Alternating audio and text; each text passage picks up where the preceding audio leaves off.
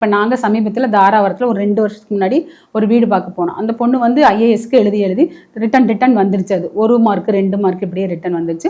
அப்போ வாசு பார்க்குறதுக்கு கூப்பிட்டே இருந்தாங்க எங்களை. அப்போ நாங்களும் போகிறதுக்கு லேட் ஆயிடுச்சு. எங்களுக்கு நிறைய அப்பாயின்மெண்ட் இருந்ததுனால அவங்களுக்கு தள்ளி போயிட்டே இருந்துச்சு. அப்புறம் போய் பார்க்கும்போது என்ன பண்ணிட்டாங்கன்னா, கிழக்கு சைடு ஈஸ்ட் சைடு தான் மிக முக்கியம். அரசு வேலைக்கு சூரிய வெளிச்சம் வீட்டுக்குள்ளே வரணும். கிழக்கு சைடு ஃபுல்லாக மூடி வச்சுட்டாங்க. 30 அடி அவங்களுடைய இடத்த 30 அடிக்கும் மேலே வீடு கீழேயும் கட்டி மேலேயும் கட்டி அந்த கிழக்கு போகிற இடத்துல ஒரு 6-7 அடி லாப்ட் மாதிரி சன்சைடு மாதிரி மீட்டி விட்டாங்க. அப்போ சுத்தமான கிழக்கிலிருந்து வரக்கூடிய சூரிய பகவான் உடைய வெளிச்சமாகட்டும் அந்த சூரிய ஒளியாகட்டும் அவங்க வீட்டுக்கு கிடைக்கல. அப்போ என்ன பண்ணுறது, கீழே அந்த கிழக்கு சைடு 6 அடி சீலிங் இருக்குது, அதில் 4 அடி வெட்டி விட்டு அந்த ஜன்னலை திறந்து வைங்க அப்படின்னு நாங்கள் சொல்லி அப்புறம் ஜன்னலை திறந்து வச்சு அந்த சீலிங்கை 4 அடி வெட்டி விட்டாங்க. அங்கிருந்து இந்த கடைசி வரைக்கும் கிழக்கு சைடு ஈஸ்ட் சைடு வெட்டி விட்டு அதுக்கப்புறம் அந்த பொண்ணு ஐஏஎஸ் ஆக முடியல, ஐபிஎஸ் ஆனாங்க தாராபுரத்துல. இதை பாக்குற கூட அவங்க வாய்ப்பு இருக்குது. ஏன்னா நாங்க போய் பார்த்துட்டு வந்த வீடு நம்மளை பத்தி சொல்றாங்க அப்படின்னு அவங்க இது பாக்குற கூட அவங்க வாய்ப்பு இருக்குது.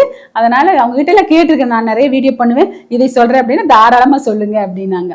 அந்த மாதிரி கிழக்கிருந்து வரக்கூடிய சூரிய வெளிச்சமும் கிழக்கிருந்து வரக்கூடிய காற்றும் கிழக்கிருந்து வர ஜன்னல் திறந்து வைக்கிறது கதவு திறந்து வைக்கிறது இது எல்லாமே மிக முக்கியம். எதுக்குன்னா அரசு தேர்வுக்கு.